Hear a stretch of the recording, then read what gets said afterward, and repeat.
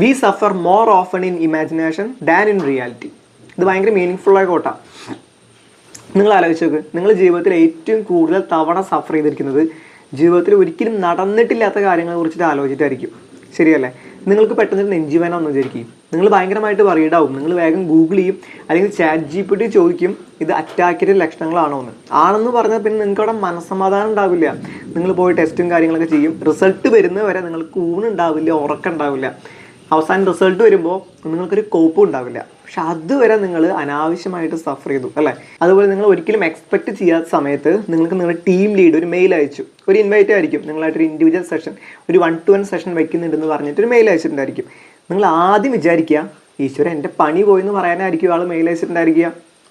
നിങ്ങളവിടെ പാനിക്കായി, വറീഡായി, നിങ്ങളുടെ മനസ്സമാധാനം മൊത്തം പോയി.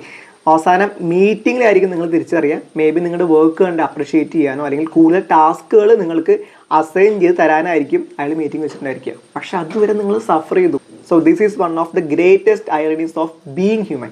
ഒരിക്കലും സംഭവിച്ചിട്ടില്ലാത്ത കാര്യങ്ങളെക്കുറിച്ച് ആലോചിച്ച് വേദനിക്കാൻ മനുഷ്യന് മാത്രമേ കഴിയൂ. പക്ഷെ നമ്മൾ ഭയക്കുന്ന ചില കാര്യങ്ങളൊക്കെ നമ്മുടെ ജീവിതത്തിൽ സംഭവിക്കും. ഞാൻ ഒരിക്കലും ഇല്ല എന്ന് പറയുന്നില്ല. Some tragedies do happen because life is not always kind. പക്ഷെ എന്നാൽ പോലും നമ്മൾ ഭീകരമായി ചിന്തിച്ചു കൂട്ടിയ പല കാര്യങ്ങളും ലൈഫിൽ സംഭവിച്ചിട്ടുണ്ടായിരിക്കില്ല. നിങ്ങളൊന്ന് ആലോചിച്ച് നോക്കിയേക്ക്, നിങ്ങൾ മല പോലെ വരുന്നു വിചാരിച്ച പല കാര്യങ്ങളും നിങ്ങളുടെ ലൈഫിൽ എലി പോലെ വന്ന് പോയിട്ടുണ്ടായിരിക്കും അല്ലേ?